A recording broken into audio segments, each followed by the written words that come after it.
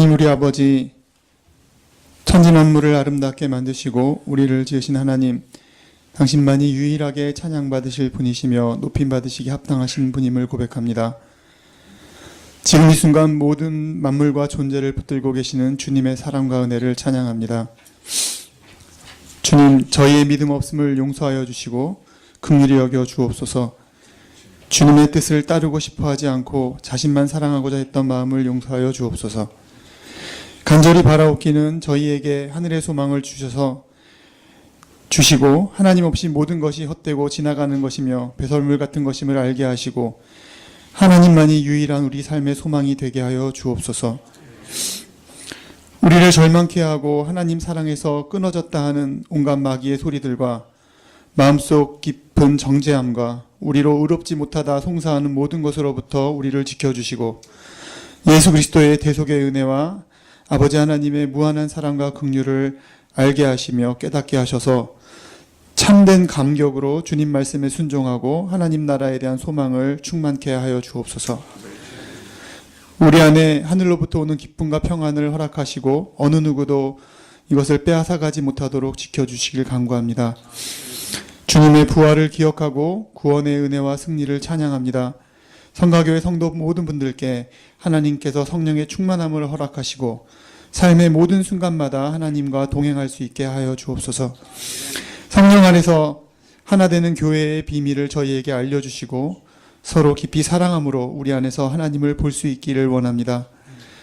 우리에게 있는 모든 축복과 고난이 하나님 허락 없이 일어나지 않음을 알게 하시고 우리 인생의 모든 일들이 주의 섭리와 사랑 속에 일어났음을 인정하고 감사함으로 받을 수 있는 믿음을 주옵소서.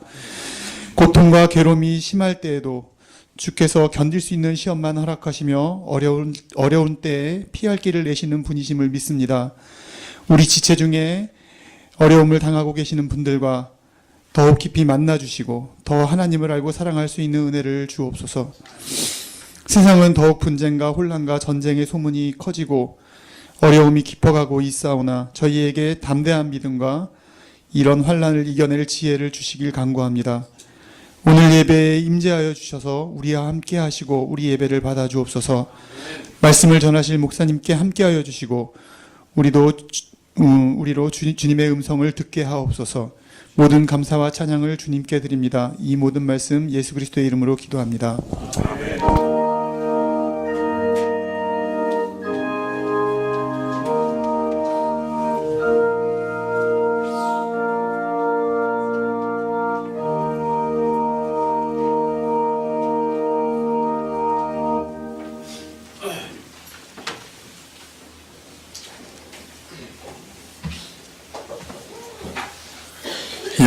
이 말씀은 사무엘상 1장 1절부터 16절까지 말씀입니다. 사무엘상 1장 1절부터 16절까지 말씀입니다. 사무엘하입니다. 죄송합니다.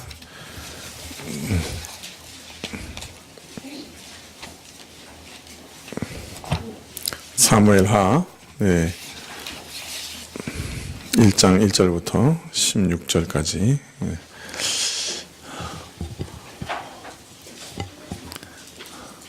제가 엉뚱하게 얘기해도 다 알아듣고 이해하시죠? 이름도 항상 머릿속에서 다윗 그러는데 입으로는 바울 그러고. 사무엘하 1장 1절부터 16절 한 절씩 교독하실까요? 사울의 죽은 후라 다윗이 아말렉 사람을 도륙하고 돌아와서 시글락에서 이틀을 유하더니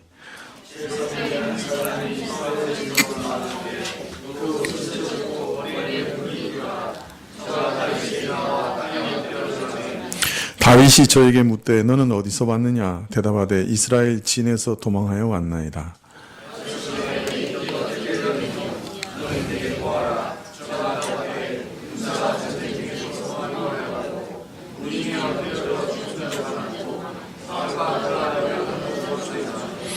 다윗이 자기에게 고하는 소년에게 묻되 사울과 그 아들 요나단의 죽은 줄을 내가 어떻게 아느냐?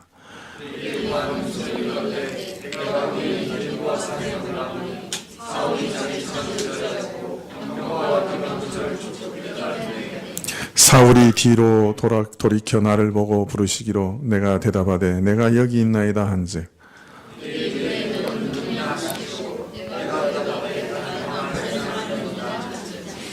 또 내게 이르시되 내 목숨이 아직 내게 완전히 있으므로 내가 고통에 들었나니 너는 내 곁에 서서 나를 죽이라 하시기로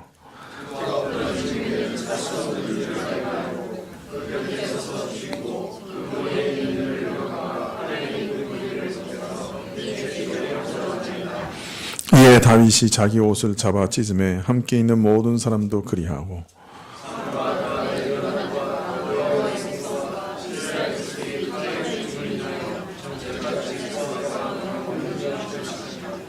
다윗이 그 고한 소년에게 묻되 너는 어디 사람이냐 대답하되 나는 아말렉 사람 곧 외국인의 아들이니이다.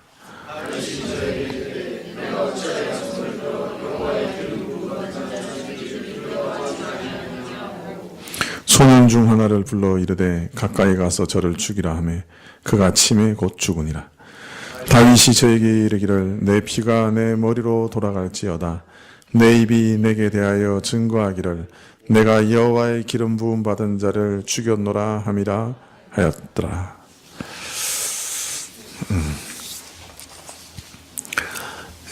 다윗의 삶은 칼날 위에 서 있는 삶이었습니다. 사울의 추적을 피하여 광야에서 유리방황하였고 때로는 적국인 블레셋의 몸을 숨기며 숨가쁘게 살아왔죠. 사울이 살아있는 동안은 하루도 편할 날이 없었습니다. 바로 며칠 전에는 자신이 몸을 의탁하고 있었던 블레셋 왕 아기스로 인해 자기 동족 이스라엘 군대와 싸워야 하는 위기에 처하기도 하였죠. 그 블레셋 왕의 군대 장관들이 다윗이 함께 갔다가 자기들의 뒤를 공격할까봐 다윗이 함께하는 것을 반대함으로 겨우 위기를 모면하고 한숨 돌려 시글락으로 돌아왔더니 이번에는 식구들이 모두 납치됐습니다. 그래서 종적을 알 수 없어요. 참 난감한 상황이 됐죠. 하나님께 묻고 겨우 하나님의 도우심을 받아 간신히 아말렉 사람을 도륙하고 식구들을 찾아 시글락으로 돌아왔습니다. 참 위기에 또 위기죠. 그런데 잠시 숨을 돌리고 있을 때 이때 제3일에 그러니까 시글락으로 돌아와서 이제 겨우 3일 있다가 한 사람이 다윗 왕을 찾아옵니다. 아마도 다윗은 시글락에 거하며 이스라엘과 블레셋의 전쟁 소식을 기다리고 있었을 겁니다. 이스라엘 그 누구보다 블레셋 군대에 대해서 잘 아는 다윗은 이번 전쟁이 이스라엘에게 상당히 불리한 전쟁이 될 것을 직감하고 있었을 것이에요. 다윗은 이 전쟁 이후에 자신이 어떻게 해야 할지 계속 이스라엘과 전쟁을 해야 하는 위험을 감수하고 시글락에 있어야 할지 또는 혹 패배할지 모르는 이스라엘을 위해 자신은 무엇을 해야 되는지 많은 생각 속에 앞날을 위해 기도하고 있었을지도 모릅니다. 이런 와중에 전쟁의 소식은 전혀 예측하지 못한 방식으로 다윗에게 전해집니다.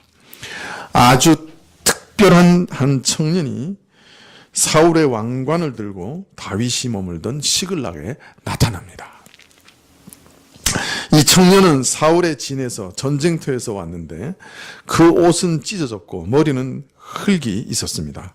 옷을 찢고 머리에 흙을 무릅쓴다는 것은 당시 이스라엘이 당한 극한 슬픔을 표시하는 방식이었죠. 즉 상을 당했을 때 이제 옷을 찢고 티끌을 머리에 날리고 국가적인 큰 환난을 당했을 때 그런 식으로 표현을 했죠. 그는 다윗에게 와서 땅에 엎드려 절합니다. 이것은 왕에게 드리는 예법입니다. 사무엘상 24장 8절을 보면 그 후에 다윗도 일어나 굴에서 나가 사울의 뒤에서 외쳐 가로되 내 주 왕이여 하매 사울이 돌아보는지라 다윗이 땅에 엎드려 절하고 굴에서 사울을 충분히 죽일 수 있었죠. 다윗이. 근데 죽이지 않고 사울을 살려보낸 후에 다윗이 사울을 대면할 때 땅에 엎드려 절했습니다. 왕 앞에니까 땅에 엎드려 절했죠. 그러므로 이 청년이 다윗에게 엎드려 절하였다고 하는 것은 다윗을 자신의 왕으로 주로 인정하는 복종과 경외의 자세라고 할 수 있습니다. 즉 이제 다윗이 죽은 사울에 이어 이스라엘의 차기 왕위에 오를 것임을 인정하는 행위라고 할 수 있는 것이죠. 다윗이 너는 어디서 왔느냐 묻자 이스라엘 진에서 도망하여 왔습니다 라고 고합니다. 다윗이 급히 다시 묻되 일이 어떻게 되었느냐 빨리 말해봐라. 이스라엘이 패전했습니다. 군사들은 도망하거나 죽은 자가 많습니다. 또 왕과 왕자들이 다 죽었습니다. 다윗이 자기에게 구하는 소년에게 다시 묻습니다. 내가 어떻게 사울 왕과 요나단이 죽은 것을 아느냐? 여기서 우리말로 소년이라고 이렇게 번역했는데 이 말은 소년에서 청년까지 모두를 가리키는 말입니다. 전쟁터에 들어간 걸 보면 아마 한 20세 전후에 청년이었을 거로 짐작이 되는데요. 다윗의 질문에 그 청년이 하는 말이 내가 길보아 산을 우연히 올라가게 되었는데 사울 왕이 창으로 몸을 버티고 서 계신 것을 보았습니다. 그때 적의 병거와 기병대가 그에게 바싹 다가오고 있었습니다. 사울 왕이 뒤를 돌아보시며 저에게 누구냐고 물으셨습니다. 아말렉 사람이라고 말씀드렸더니 사울 왕이 저더러 어서 나를 죽여다오. 아직 목숨이 붙어 있긴 하나 괴로워서 견딜 수 없다고 말씀하셨습니다.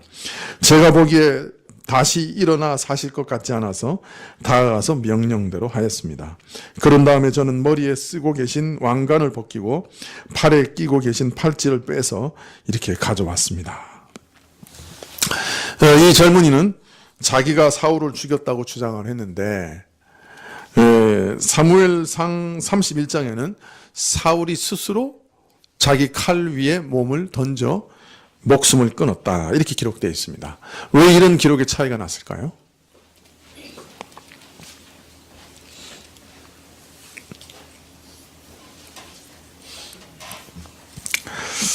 그것은 사무엘하 1장의 아말렉인의 진술이 어떤 불순한 의도를 가진 거짓 진술이기 때문입니다. 아말렉 청년의 말을 자세히 살펴보면 앞뒤가 맞지 않는 것이 좀 보여요. 첫째, 그가 전쟁통인 길보아 산에 우연히 올라갔을 리가 없습니다. 전쟁터에 우연히 올라가는 사람이 있습니까? 6절에 보면 당시 병거와 마병이 추적해오는 긴급한 상황이었다고 말하고 있는데 그런 급박한 상황에서 우연히 길보아 산에 올라갈 수는 없는 것이죠. 무엇보다 이런 긴급한 상황이었다고 하면 바싹 다가오는 기병대와 병거를 어떻게 따돌리고 평안하게 그곳을 탈출하는 것이 가능했겠습니까? 그러나 그가 전쟁이 끝난 후 시체들 가운데 좋은 물건을 약탈하는 약탈자로 산에 올라갔다면 이해가 되죠. 사무엘상 31장에 보면 전쟁 이튿날 블레셋 사람들이 죽은 자를 벗기러 왔다고 되어 있습니다. 이 청년은 운 좋게도 블레셋 사람들보다 한 발짝 앞서 전쟁터에서 사울의 왕관과 팔찌를 약탈했다고 할 수 있을 것입니다. 둘째로 병거와 기병이 저를 초급히 따랐다는 말을 하는데 이것 자체도 거짓말일 가능성이 높습니다. 왜냐하면 병거는 평지에나 사용 가능한 무기이지 산에서는 사용이 불가능하기 때문입니다. 사실 이스라엘군이 블레셋군을 피해 길보아 산으로 도망친 이유도 저들이 병거를 타고 추적해 왔기 때문이었을 것입니다. 이스라엘이 길보아 산으로 후퇴하자 블레셋군은 병거나 기병 대신 활 쏘는 자를 동원해서 이스라엘을 추적했다고 사무엘상 31장에 나옵니다. 셋째, 8절에 보면 사울이 물을 때 자신이 아말렉 사람인 것을 밝혔다고 말하고 있는데 이것도 사울이 자결한 이유가 할례받지 못한 자들이 자기를 찌르고 모욕할까 봐 두려워했기 때문이죠. 사울이 스스로의 신분을 아말렉 사람이라고 밝힌 소년에게 자기를 죽여달라고 부탁했다는 것은 있을 수 없는 일입니다. 사울이 블레셋 사람의 손에 죽으나 아말렉인의 손에 죽으나 이방인에게 죽기는 마찬가지인데 왜 아말렉 소년에게 죽여달라고 부탁했겠습니까? 그러므로 사울이 자신을 죽여달라고 부탁했다는 말도 거짓말이요. 사울이 부탁해서 자신이 사울을 죽였다고 말하는 것도 거짓말이다 라고 짐작할 수 있는 것이죠. 만일 이 사람이 진실을 말했다고 하면 어떻게 되는 걸까요?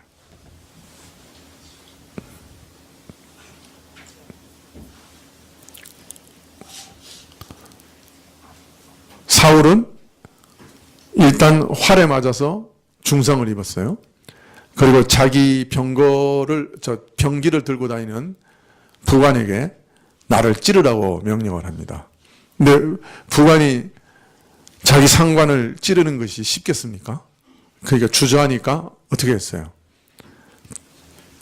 자기 칼을 들고 있는 부관에서부터 칼을 뺏어서 그 칼의 위에 엎드려져서 죽었다. 이렇게 31장에 기록되어 있는데, 만일 칼에 엎드려서 죽었다 하는 말 사이에 칼에 엎드렸지만 숨이 끊어지지 않고 있다가 아말렉인에게 내가 너무 고통스러우니까 나를 죽여달라고 정말로 부탁했다면,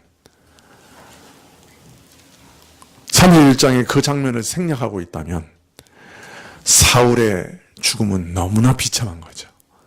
이방인에게 죽음을 피하기 위해 자결을 택했는데 자결이 미수로 끝나고 아말렉, 어차피 이방인인데 아말렉인의 손에 죽게 됐다. 사울의 죽음이 엄청 비참했다. 그런 말이 되는데요. 물론 성경은 이렇게 축약해서 짧게 기록할 때가 많기 때문에 어떤 때는 이렇게 자세한 사항을 이렇게 생략해 버릴 때가 있어요. 그래서 자결했다로 끝났지만 31장에는 뒷얘기가 있었던 것처럼 오늘 아말렉인이 얘기하고 있는데, 아말렉인의 말이 사실이라고 하면 사울의 죽음은 정말 비참한 죽음이었던 거죠. 그러나 여러 가지 정황으로 봤을 때 앞뒤가 안 맞는 말들을 많이 하고 있기 때문에 이것 전체가 거짓 진술일 가능성이 훨씬 더 높죠. 사울은 실제로는 칼 위에 넘어져서 자결을 했고, 죽은 이후에 아말렉인이 그 이튿날 블레셋 사람들이 시체를 약탈하러 오기 전에 발빠르게 먼저 올라가서 사울의 시체에서 왕관과 팔찌를 약탈했다. 그렇게 보는 것이 더 가능성이 높습니다. 이 청년은 사울의 시체에서 왕관과 팔찌를 손에 넣자 더 큰 이익을 바라고 이야기를 꾸며 다윗을 찾아왔던 것이죠. 자, 그렇다면 왜 내가 그를 죽는 것을 도왔다는 주장을 했을까요? 왜 그랬을까요? 예? 다윗이 사울을 미워하는 줄 알고, 예, 아마 그랬을 거예요.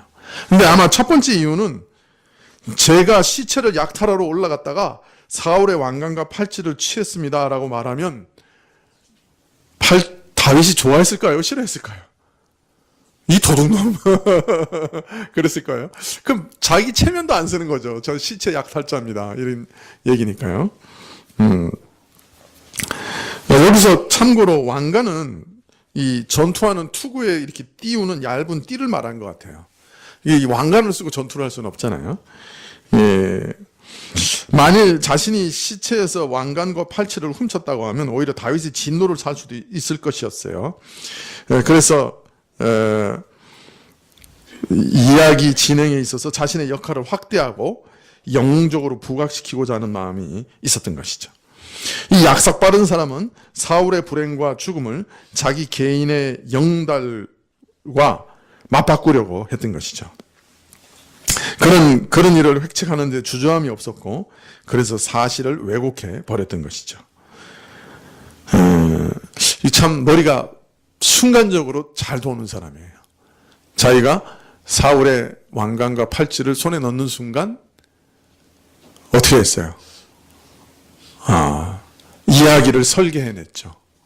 그리고 자기에게 가장 이익이 될 만한 방향으로 사건을 설정하고 그 거짓된 얘기를 마치 진짜인 것처럼 다윗에게 가서 담대하게 얘기하는 거예요. 이 정도 되면 실력자죠. 그죠?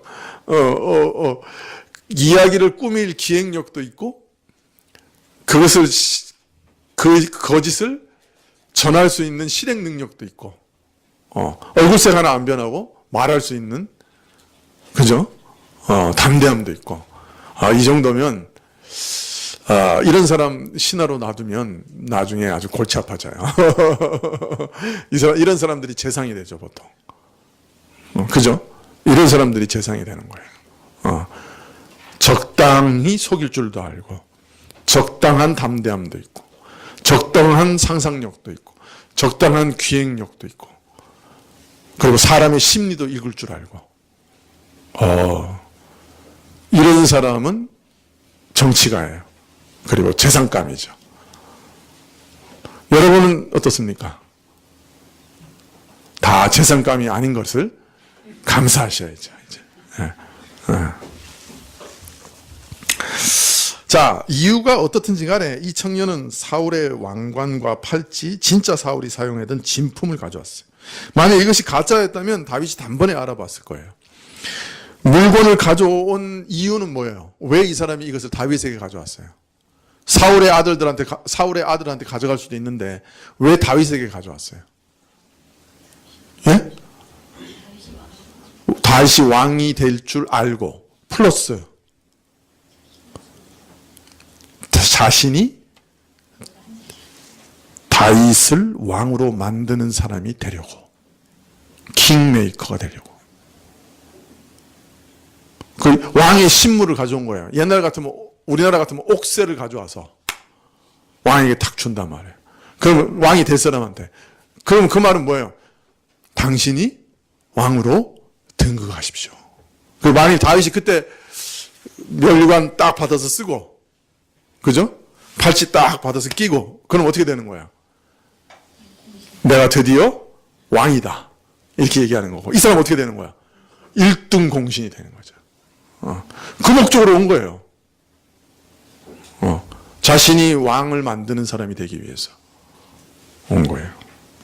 그래서 오자마자 왕에게 절하는 것처럼 다윗에게 절하는 거예요. 이해가 되시죠? 지금 어떤 장면인지. 자, 그런데 이 다윗에게 사울의 왕관과 팔찌를 가져온 사람은 공교롭게도 아말렉 사람이에요. 이것은 사울이 아말렉 문제 때문에 하나님께 버림을 받았다는 사실을 기억할 때 이 놀라운 일이 아니에요. 아말렉은 이스라엘에게 항상 시험거리였어요. 이스라엘이 처리해야 할 과제였죠. 지난 시간에 말씀드리기를 아말렉은 영적으로는 신자가 믿은 후에 처리해야 할 옛사람의 정욕과 잔재를 상징하는 것이라고 말했습니다. 사울에게는 이 아말렉이 뿌리칠 수 없는 유혹이었는데 이제 또다시 이 아말렉인이 다윗에게도 시험과 유혹거리로 등장하고 있습니다.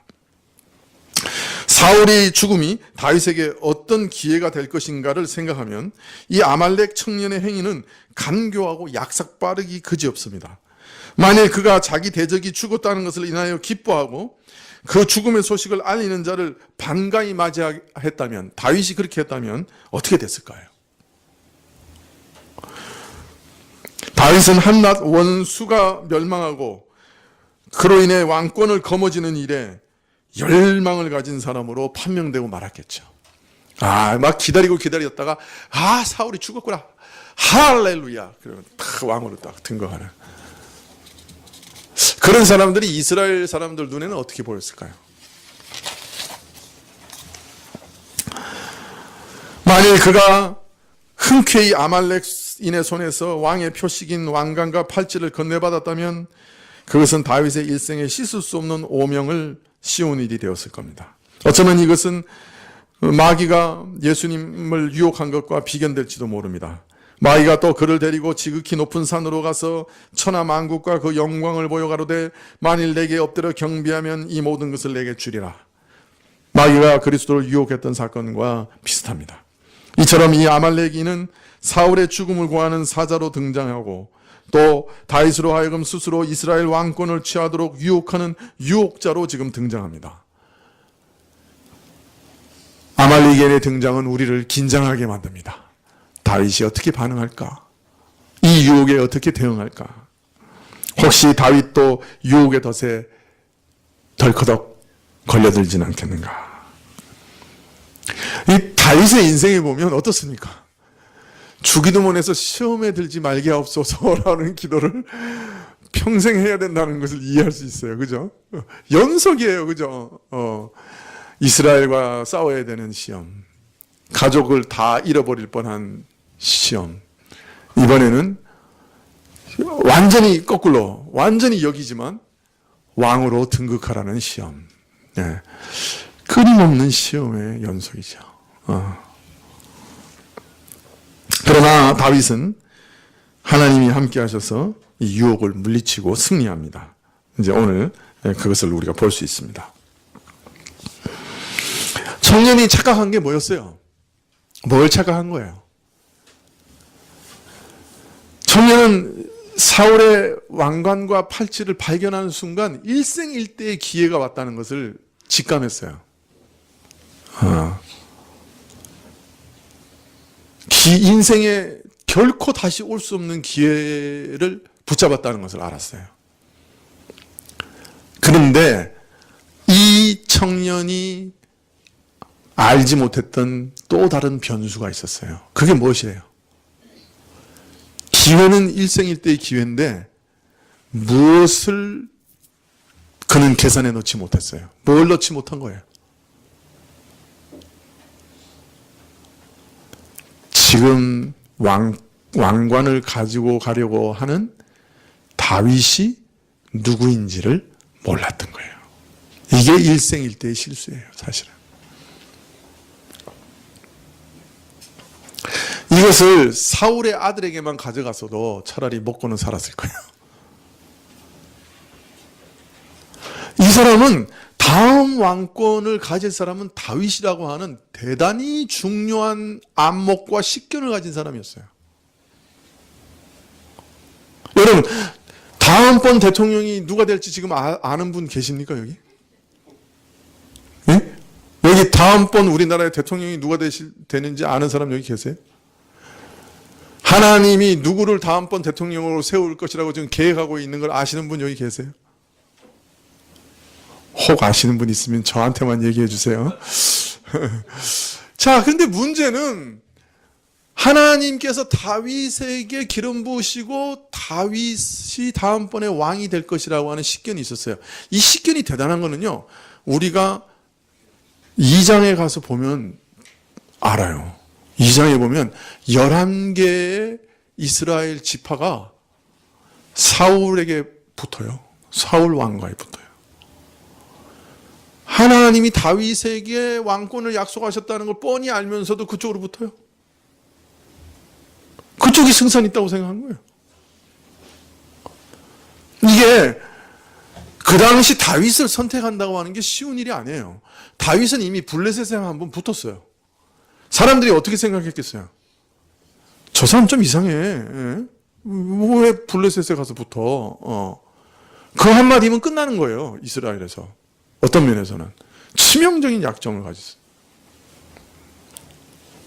그런데 이 아말렉이는 그 혼란스러운 정치적인 상황 가운데서 정확한 정치적 식견을 가진 사람이에요. 놀랍잖아요?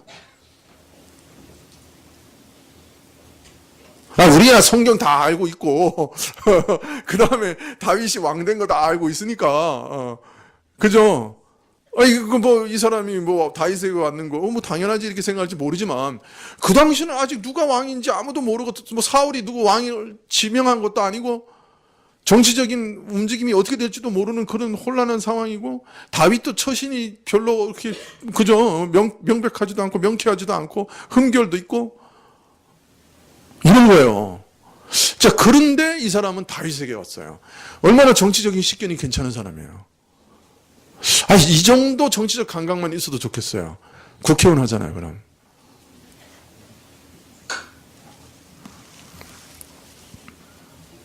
그런데 딱 한 가지 몰랐던 게 있어요, 이 사람이.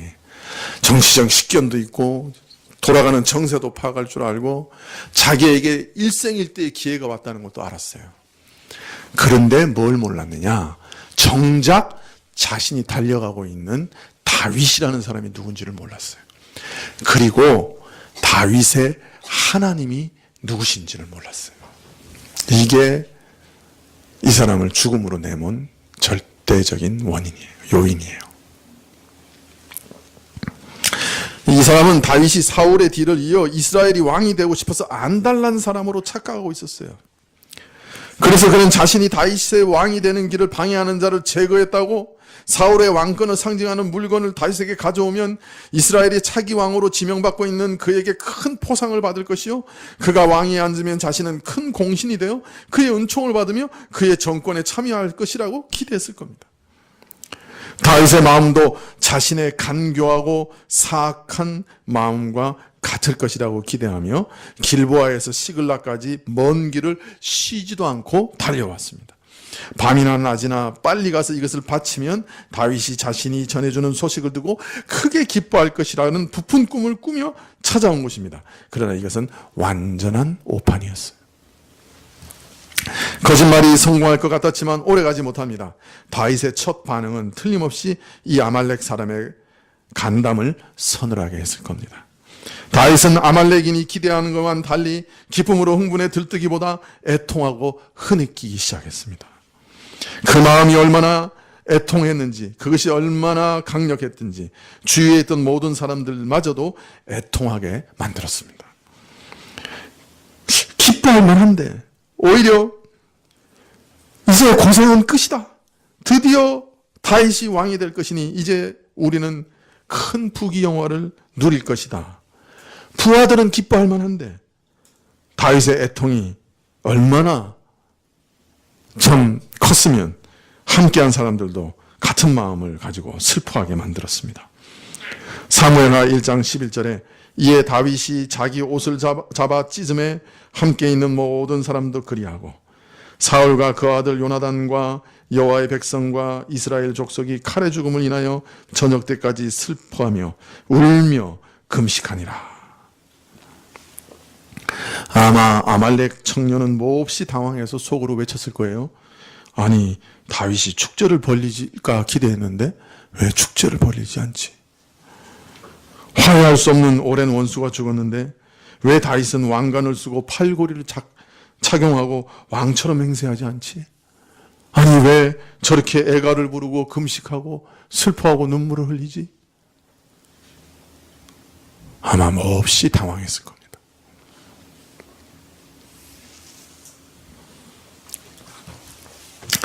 사실 우리 악한 본성은 어떻습니까? 우리를 해하는 사람이 어떻게 되기를 바랍니까? 잘 살길 바랍니까? 망하기를 바랍니까? 어때요? 잘못 대답했다가 꿀밤 맞을까봐 지금 입을 다물고 계신 거죠? 우리 보통 본심은 나를 적대시하는 사람이 망하기를 바라죠. 잘 되길 바랍니까? 왜 이렇게 시치미를 떼시는 거예요? 네. 심지어 내가 더 나은 명예를 얻거나 더 나은 직분을 얻지 못하도록 가로막는 사람들이 망하거나 죽기를 바라는 마음이 있을 수 있습니다. 대학 강사들이 어떤 교수가 좀 죽지 않는다고 기다린다는 농담이 있잖아요. 어떤 교수가 좀 빨리 안 죽나 그런다는 거예요. 강사들이. 아말렉이는 다윗도 그런 사람으로 착각한 거예요. 그러나 다윗은 하나님의 기름 부음 받은 사람이 죽은 것을 알았을 때 진심으로 애도합니다. 특히 형제 요나단의 죽음에 대해서는 뼈 아프게 슬퍼합니다. 뼈가 아릴 정도로 슬퍼합니다. 근데 다음 주에 우리가 이 다윗의 그 애가를 한번 살펴볼 텐데요. 정말 이렇게 읽으면요. 지금도 눈물이 나요. 여러분은 안 나겠지만. 지금도 눈물이 날 정도의 그런 시를 써요.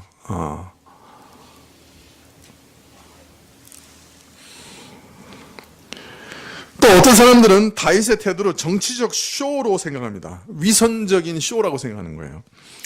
우리는 자신의 원수가 죽었다는 소식을 들을 때 속으로는 못내 즐거워하지만 겉으로는 슬퍼하는 모습을 보일 때가 있어요. 언제 그래요? 자, 예를 들면 단체의 대표 자리를 두고 경쟁하는 사람인데 경쟁자가 죽었을 때 어떻게 합니까? 솔직하게 통쾌해하는 표정을 드러내면 됩니까? 안 됩니까? 안 되죠. 속으로는 못내 즐거워하지만 겉으로는 슬퍼해야죠. 표정 관리해야 돼요. 그때부터. 그렇지 않아요?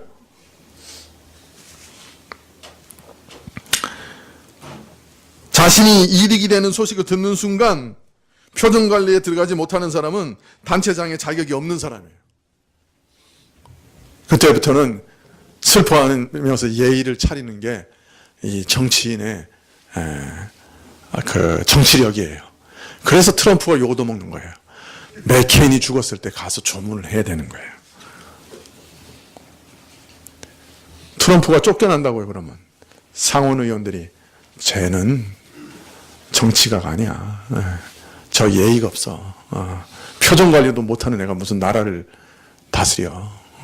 표 떨어지는 소리가 들리는 거예요. 그래서 트럼프 아저씨가 무서운 거예요. 그거 상관없어. 내 마음대로 할래. 무서워요. 어디로 튈지를 몰라요.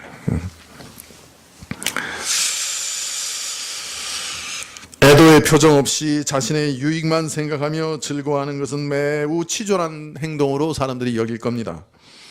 아무리 자신에게 유익이 되어도 슬픈 표정을 짓고 애도의 표현을 먼저 하는 것이 지혜로운 정치인의 모습입니다. 그래서 어떤 학자들은 지금 다윗이 이런 정치적인 쇼를 하고 있다. 쇼다. 철천지 원수인 사울의 죽음을 이렇게 진심으로 애통할 리 없다. 그렇게 생각합니다. 사실 이들 학자들도 아말렉인과 별반 다르지 않은 사람들입니다. 자신들의 타락한 본성을 가지고 다윗을 미리 짐작했거나 다윗을 평가하고 있는 것입니다.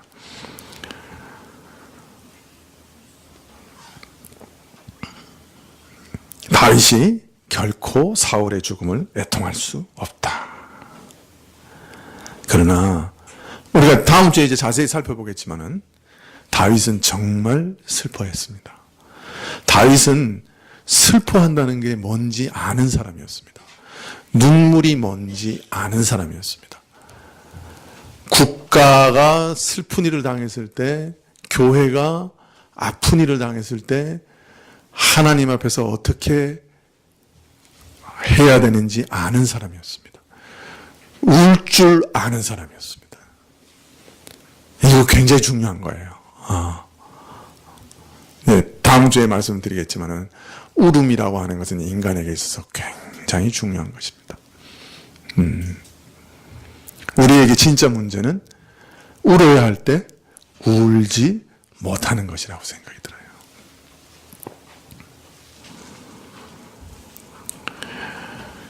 다윗 안에 하나님이 늘 역사하셨습니다. 하나님의 은혜가 있었습니다. 그래서 잠언 24장 17절에 내 원수가 넘어질 때 즐거워하지 말며 그가 엎드러질 때 마음에 기뻐하지 말라 하신 것처럼 원수의 넘어짐과 엎드러짐을 기뻐하지 않는 마음이 있었습니다.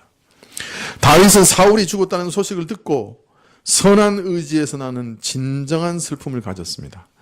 이스라엘 백성의 영광이 무너지고 이스라엘 백성들이 그 대적에게 패하여 산산이 흩어지고 저들의 삶에 심각한 위협을 당하게 된 그 사실을 깊이 애통해했습니다. 그리고 사울이 이방인의 손에 처참하게 쫓겨다니다가 죽게 된 그 서글픈 처지를 슬퍼했습니다. 무엇보다 형제 요나단의 죽음을 생각하면서 참 그 마음의 그 슬픔을 아름다운 시로 승화시키면서 슬픔을 쏟아냈습니다.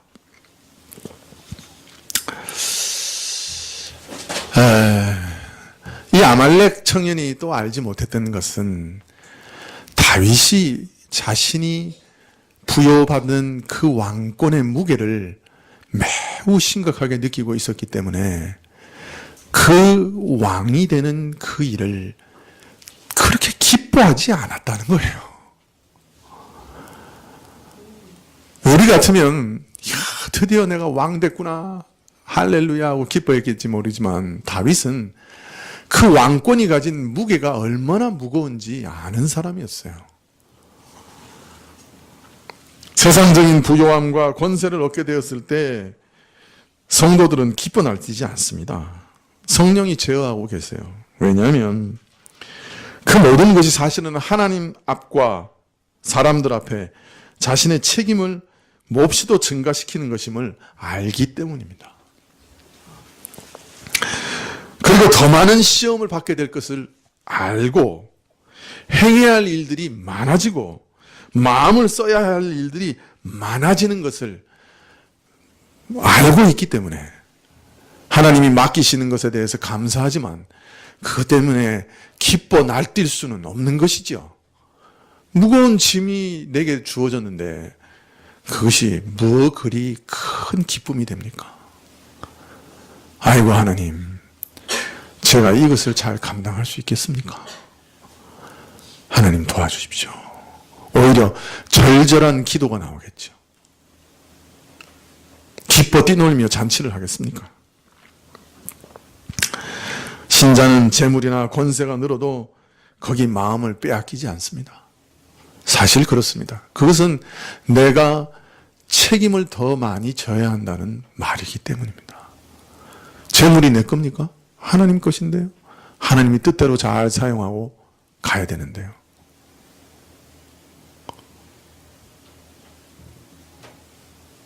미국에 유명한 재벌이 있습니다. 트럼프라고, 아니 트럼프가 아니고 트럼프도 재벌이죠. 갑자기 이름이 안 나오네요. 록펠러가 있습니다. 록펠러 아닙니다. 럭펠러입니다.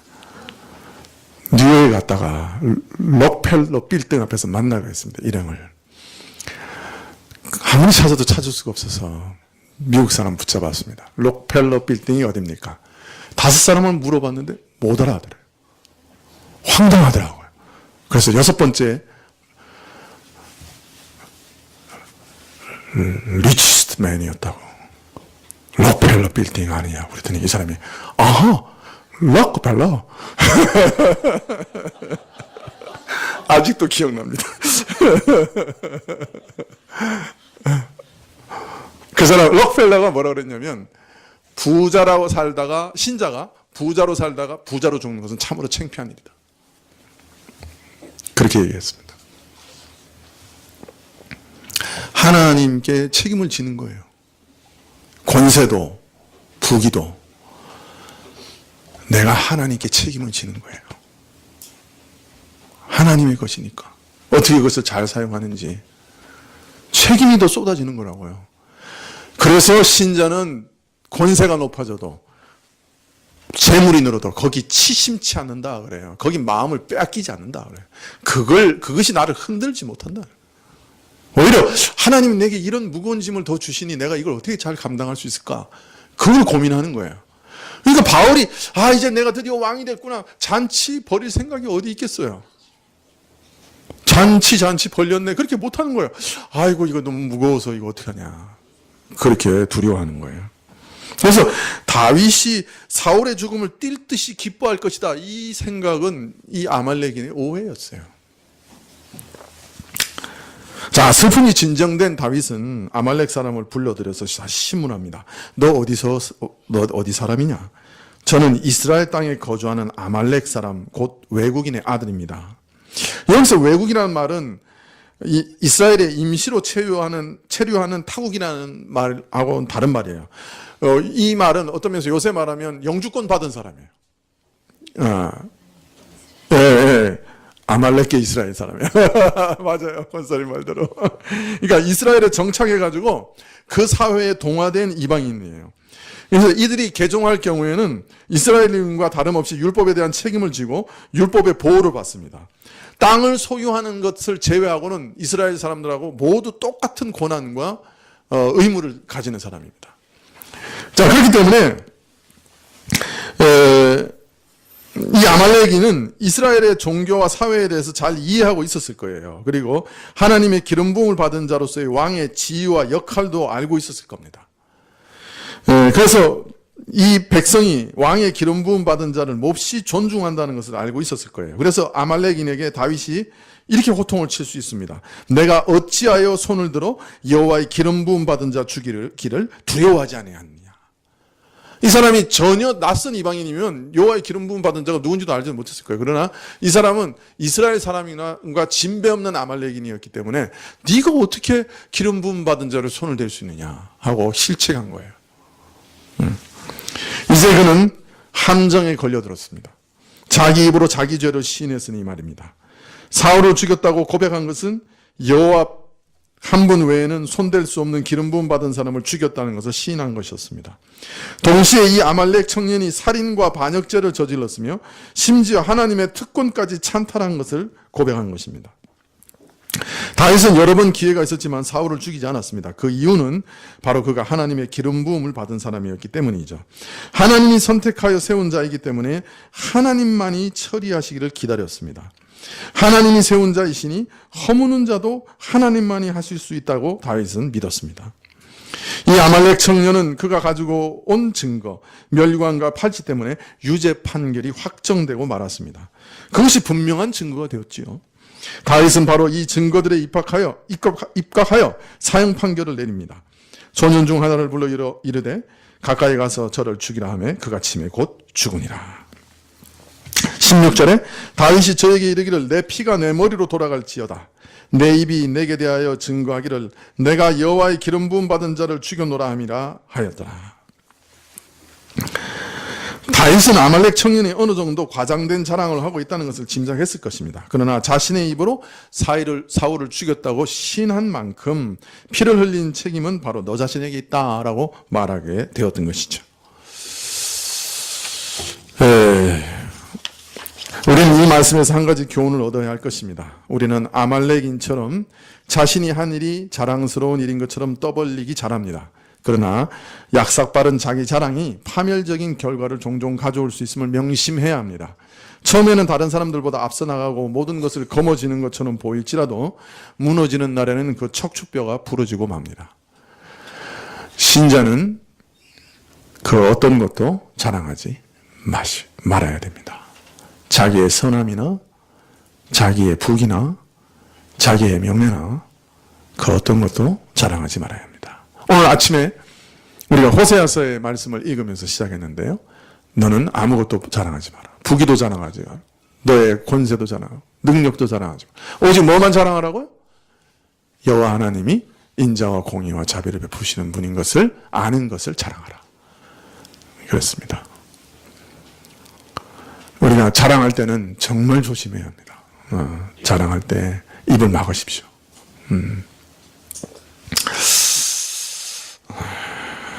우리는 자랑하고 싶지요. 입이 근질근질하죠. 과장해서 자랑하죠.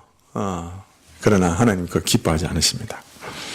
자, 의심할 여지 없이 이 아말렉 청년은 상을 바라고 다윗을 찾아왔을 것입니다.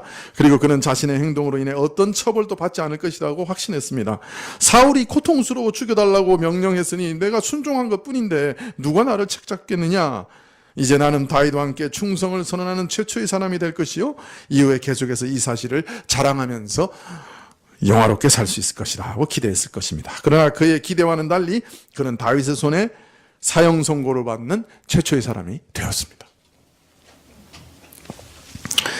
아말렉 사람은 길보아산에서 죽은 왕을 보는 순간 이처럼 새 정권에서 자신의 영예로운 지위를 얻는 기회를 보았던 것이죠. 그러나 다윗이 오직 하나님의 뜻을 순종하기 위해 여러 번 사울을 직접 죽일 수 있는 기회가 있었음에도 불구하고 사울을 죽이지 않았고 하나님이 정하신 법을 따라 하나님께서 기름 부음 받은 자를 하나님이 친히 처리하실 것을 바라보며 10수년을 지금까지 반평생을 보냈다는 사실을 아말렉 사람이 어찌 알았겠습니까? 아말렉인은 모든 상황을 승진의 수단으로 삼으려고 음모를 꾸몄지만 그는 일평생 하나님의 주권을 의지하고 일상적인 사건 속에서도 하나님의 뜻을 우선시하고 그 뜻을 살피며 그 뜻을 구하는 하나님의 사람 다윗이 누군지는 알지 못했습니다. 만일 다윗이 스스로 왕권을 취했다고 하면 온 이스라엘에 아주 나쁜 인상을 주었을 것입니다. 만일 아말렉인을 그대로 석방하거나 상을 주었다고 하면 국왕을 시해했다고 공언하는 자를 석방하고 심지어 상을 내림으로 대역죄를 승인하는 동시에 그것을 조장했다는 비난을 받았을 것입니다. 그러나 다윗은 왕관과 팔찌를 가져온 아말렉인을 처형함으로 왕의 자리를 탐내는 대신 공의를 세우는 일에 더 큰 관심을 가지고 있다는 것을 온 세상에 알리게 되었습니다. 사실 다윗이 관심 가진 것은 여호와 하나님이 최고로 높아지시는 것이었습니다. 자신이 이 상황에서 어떻게 하나님을 섬길 수 있는가 그것이었습니다. 그는 하나님의 말씀을, 원리를 이 땅에 실현하는 종이기 때문에 하나님의 명령과 원리, 뜻을 순종하는 일에 최선을 다했던 것입니다. 이것이 오늘 다윗을 큰 시험에서 건져냈습니다. 동시에 다윗은 하나님의 때와 하나님의 방식을 기다릴 줄 아는 사람입니다. 하나님이 먼저 하시길 기다릴 줄 아는 사람이었습니다. 이 믿음이 다윗을 큰 시험에서 건져냈습니다. 처음부터 그는 받는 자였지 결코 취하는 자가 아니었습니다. 다윗은 한 번도 사울의 자리를 넘본 적이 없습니다. 항상 그를 주인으로, 상관으로, 왕으로 참으로 진심으로 대했습니다. 사울은 그를 원수로 대했지만 다윗은 그를 왕으로 대했습니다. 다윗이 차기 왕으로 주목받게 된 것은 전적으로 하나님과 다윗 주변 사람들에 의하여 조성된 사실이었지 한 번도 다윗이 나서서 스스로 그것을 취하려고 한 적이 없었습니다. 하나님의 사람들은 어떤 면에서 매우 수동적입니다. 하나님이 먼저 시작하시고 하나님이 주시고 하나님이 맡기셨다는 확신이 없으면 절대로 어떤 일을 시작하거나 어떤 직분을 받지 않지요. 다윗은 만일 하나님께서 자신을 왕으로 세우셨다면 그것이 자신에게 다가올 것을 알았습니다. 그러므로 조용히 기다렸습니다. 하나님의 때, 하나님의 방식으로 확신 가운데 하나님께서 이루시기를 기다렸습니다. 하나님의 약속은 하나님이 친히 이루신다는 것을 믿고 기다리는 믿음, 이것이 다윗의 믿음이었죠.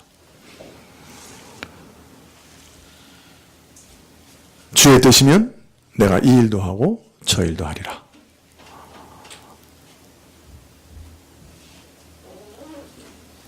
주의 종으로서 주님이 맡기시는 일을 하리라. 그것이 아무리 무거운 짐이라도 주님이 맡기시면 충성을 다하리라. 오늘 거짓과 약삭 빠름으로 기회를 스스로 쟁취하려고 했던 한 젊은이가 죽임을 당했습니다. 믿고 신뢰하며 기다리는 한 사람은 시험에서 빠져나왔습니다. 하나님을 믿고 따르는 우리 신자들은 어떤 삶을 살아야 할까요? 기도하시겠습니다.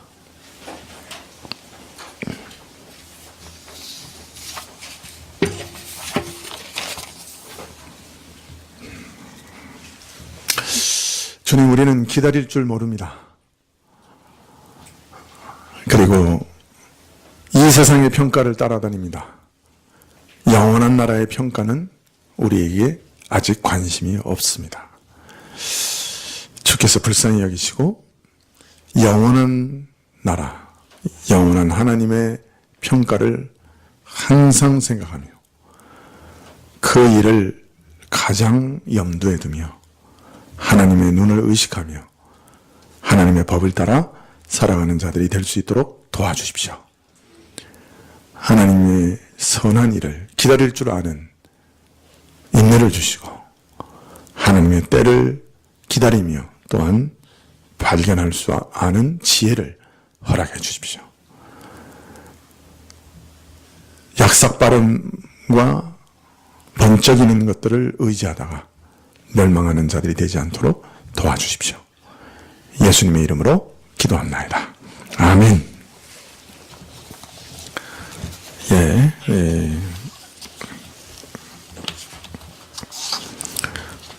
주님 가르쳐주신 기도로 예배를 마친 후에 몇 분을 위해서 기도해 주십시오. 배상열 집사님 어머님이 택시에서 내리시다가 넘어지셔서 다리가 골절이 되셨는데 아마 화요일 날 수술을 하셔야 되는 걸로 알고 있습니다.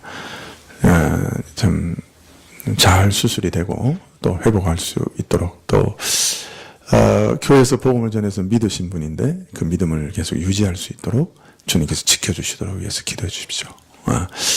우리 시영이 위해서도 계속 기도해 주십시오. 입맛을 주시고 배고픔을 주시고 소화력을 주시고 또 마음이 담대해지고 또 어두워지지 않도록 하나님께서 유쾌한 마음을 주시도록 위해서 기도해 주시면 고맙겠습니다.